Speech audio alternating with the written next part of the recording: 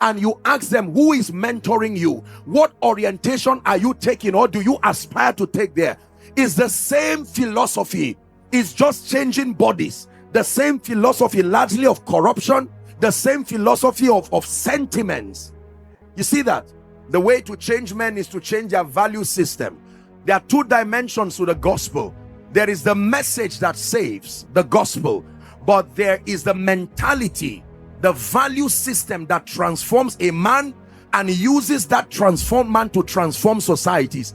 I do not trust anyone whose transformation I cannot trace to the word. No matter how zealous you are, particularly if you're a politician, don't tell me you want to do well. No, I need to see where your philosophies come from. What you call policies. I have studied nation building by the grace of God. I've been at the monument of the forefathers in the United States.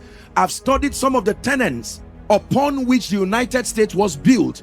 I've had the honor of traveling a bit, and when I get to a nation, especially a nation whose system is working, I like to study what the philosophies are, because what you call policies are simply convictions that have been institutionalized. What you call policies are simply convictions based on whatever reference. When you institutionalize a conviction, it becomes a policy. It becomes a modus operandi upon which the individual, the institution, or the defined territory is run by.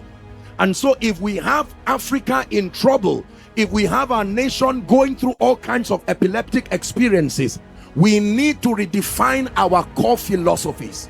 What is the Nigerian's philosophy? That's the purpose of things like national anthems.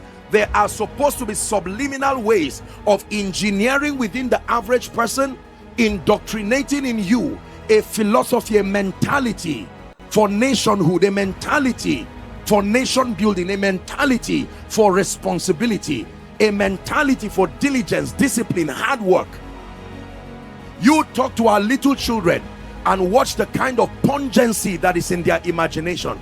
They are not interested in leading. As small as they are, you begin to see a culture of selfishness. They learned it from their parents, and these are the guys who are going to become leaders tomorrow. Can I advise you? We can endure some of the things that are happening now, but let me tell you, if we don't pay the price to raise the next generation, worse than what we are seeing now is what will plague the African continent. Things will never change with time. Things will never change with age. Things will change when a new philosophy is inculcated in a people in mass. This is how nations are changed.